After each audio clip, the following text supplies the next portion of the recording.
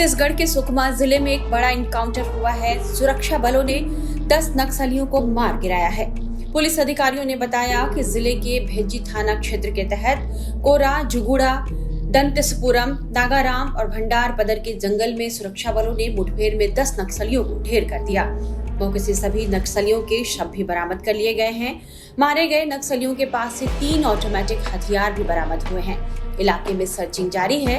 राज्य के deputy CM का दावा है कि इस साल अब तक 212 नक्सली मारे गए हैं। पुलिस को सुकमा जिले के दक्षिण क्षेत्र में कोंटा और किस्टाराम एरिया कमेटी के नक्सलियों की मौजूदगी की सूचना मिली थी, जिसके बाद जिला रिजर्व बल यानी डीआरजी और केंद्रीय रिजर्व बल पुलिस के संयुक्त दल को रवाना किया गया। मुठभेड़ में लगभग 200 से ज्यादा जवान शामिल किए गए। दल जब भेज्जी थाना क्षेत्र के अंतर्गत कोरा, जुगुड़ा, दंतेसपुरम, नागाराम और भंडार बदर के गांव के जंगल पहाड़ी में था, तब डीआरजी के दल पर नक्सलियों ने गोलीबारी शुरू कर दी। इसके बाद जवानों ने भी जवाबी कार्रवाई की। बस्तर आईजी पी सुंदर राज ने बताया है कि इस मुठभेड़ में AK-47, इंसास और SLR समेत अन्य हथियार भी बरामद किए गए हैं। जिला सुकमा के दक्षिण क्षेत्र में माओवादियों की कोंटा एम किस्टाराम एरिया कमेटी कैडर्स की उपस्थिति तथा PLGA प्लेटून नंबर 4 एम 8 के माओवादी कैडर्स का उपस्थिति के आसूचक के आधार पर DRG CRPF बल अभियान के लिए रवाना किए गए थे। आज दिनांक 22 नवंबर को सुबह लगभग 10 बजे से अनेक बार DRG टीम या माओवादी के बीच मुठभेड़ हुई। मुठभेड़ के पश्चात इलाके का सर्चिंग के दौरान अब तक कुल 10 माओवादियों के डेड बॉडी रिकवर की गए थे और AK-47, SLR, इंसास जैसा ऑटोमेटिक एवं सेमी ऑटोमेटिक काफ़ी हथियार बरामद की गए थे। आसपास इलाके में अभी भी सर्चिंग जारी है। CRPF टीम से हम DRG का अतिरिक्त बल रीइंफोर्समेंट के लिए रवाना किए गए थे। सर्चिंग के उपरांत हमको और विस्तार से जानकारी प्राप्त हो सकता है। अभी आसपास इलाके में अभी भी सर्चिंग जारी है, जैसे कार्रवाई अभी लगातार कंटिन्यूस चल रहा है। सर्चिंग उपरांत फिर हम विस्तार से और जानकारी बता पाएंगे। सुकमा के दक्षिण बस्तर के DIG कमल लोचन कश्यप ने इस इनकाउंटर को एक बड़ी सफलता बताया है। उन्होंने इस इनकाउंटर के बारे में विस्तृत जानकारी दी है।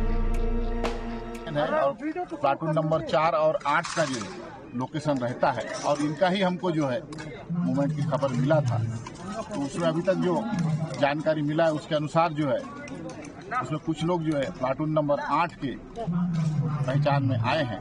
तो ऐसा लग रहा है कि जो प्लाटून नंबर 8 के नक्सली है, प्लाटून नंबर 8 के कितने रिवार्ड होगा सर माओवादी जो मारे? अभी देखना पड़ेगा। उनका पूरा आइडेंटिफिकेशन हुआ नहीं है, पूरा आइडेंटिफाई होंगे तो उसके बाद कौन किस पद में था और उस पद के अनुसार जो किसके विरुद्ध में कितना नाम डिक्लेयर था, उसके बाद ही फिर हम बता पाएंगे कितना। सर इलाका कैसा है सर, कितना? पिछले सप्ताह से एक लगातार हम लोग को जो है विश्वसनीय सूत्रों से लगातार एक खबर आ रहा था कि अपने जो है किस्टाराम और भेजी के बीच के जो जंगल, जो भंडार पदर है, मैलासुर, दंतेसपुरम, इस एरिया में नक्सलियों के ग्रुप का जो मूवमेंट लगातार हो रहा है, ये जानकारी हमको प्राप्त हुआ था। उसी आधार पर जो है सुकमा जिले से एक ज्वाइंट ऑपरेशन जो प्लान किया गया था।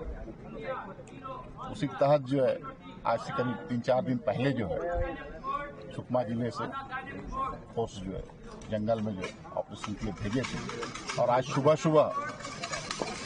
फोर्स के साथ जो भंडार पदर के जंगल में पहाड़ के ऊपर में जबरदस्त मुठभेड़ हुआ है, जिसमें हमको जो 10 माओवादियों मार गिराने फोर्स को सफलता मिला है और साथ में जो है AK-47, SLR, इंसास जैसे आधुनिक हथियार के साथ साथ जो अन्य हथियार भी जो बरामद हुए हैं। उसके साथ साथ जो बहुत सारे उनके मुठभेड़ पर छत्तीसगढ़ के मुख्यमंत्री विष्णुदेव साय ने कहा है कि सुकमा में जवानों को बड़ी सफलता मिली है। सरकार नक्सलवाद के प्रति जीरो टॉलरेंस की नीति पर काम कर रही है। बस्तर में विकास, शांति और नागरिकों की सुरक्षा सुनिश्चित करना उनकी सरकार की सर्वोच्च प्राथमिकता है। वहीं राज्य के उप मुख्यमंत्री विजय शर्मा ने कहा है कि हम बस्तर से नक्सलवाद को पूरी तरह मिटाने के लिए संकल्पबद्ध हैं।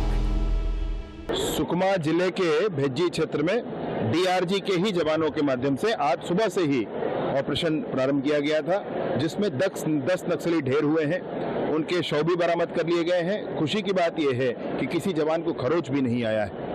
3 ऑटोमेटिक हथियार भी उसमें बरामद हुए हैं और ये निसंदेह जवानों के सामर्थ्य का, जवानों के भुजाओं की ताकत का परिणाम है जो आज हमको देखने मिल रहा है। अमित शाह जी का संकल्प है मार्च 2026 तक नक्सलवाद ये समाप्त होना चाहिए।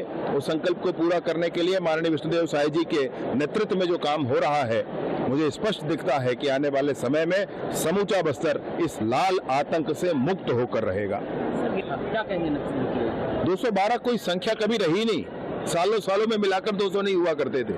इसलिए सरकार स्पष्टता चाहती है कि वार्ता करना चाहें तो सरकार तैयार है, लेकिन गांव-गांव तक स्कूल, अस्पताल, आंगनबाड़ी, बिजली, पानी, सड़क ये तो पहुंचाना पड़ेगा। आखिर कब तक बस्तर के लोगों को बंधक बनाया जाएगा? आपके माध्यम से मैं बताना चाहता हूं कि अब कांकेर जिले में भी जो कैंप लगे थे, वो कैंप जब हटाने की बात हुई, जब वहां शांति हो गई, तो लोगों ने आंदोलन किए हैं। आंदोलन करके कहा है कि अगर कैंप हट जाएगा वो फिर से आएंगे, हमारा जीवन जीना फिर से दूभर हो जाएगा, और इसलिए वो चाहते हैं कि अब कैंप फिर से रहे। ये आलम है बस्तर में। ये मैं कल बस्तर ओलंपिक से होकर के आया हूँ। बस्तर ओलंपिक का ऐसा माहौल है, नौजवानों के बीच में इतना क्रेज है उस बात का। आने वाले अगले महीने दिसंबर माह में केंद्रीय नेतृत्व भी बस्तर आने वाला है। माननीय मुख्यमंत्री जी भी उसमें कार्यक्रम में जाएंगे और बड़ा आयोजन बस्तर में होगा। नौजवान भी साथ हैं, माताएं बहनें भी साथ हैं, स्थानीय लोग भी कहते हैं कि नक्सलिज्म में हमकी कोई चीज नहीं होनी चाहिए, और केंद्रीय नेतृत्व का माननीय अमित शाह जी का संकल्प है, माननीय विष्णुदेव साई जी का मार्गदर्शन है, इसमें कोई अब संशय नहीं रह गया है। एक दिन पहले ही भारी संख्या में नक्सली ओडिशा के रास्ते छत्तीसगढ़ बॉर्डर में घुसे थे। इस दौरान ओडिशा पुलिस के साथ भी उनकी मुठभेड़ हुई थी। इसमें एक नक्सली मारा गया था, वहीं एक जवान भी घायल हो गए। इसके बाद छत्तीसगढ़ फोर्स अलर्ट पर थी।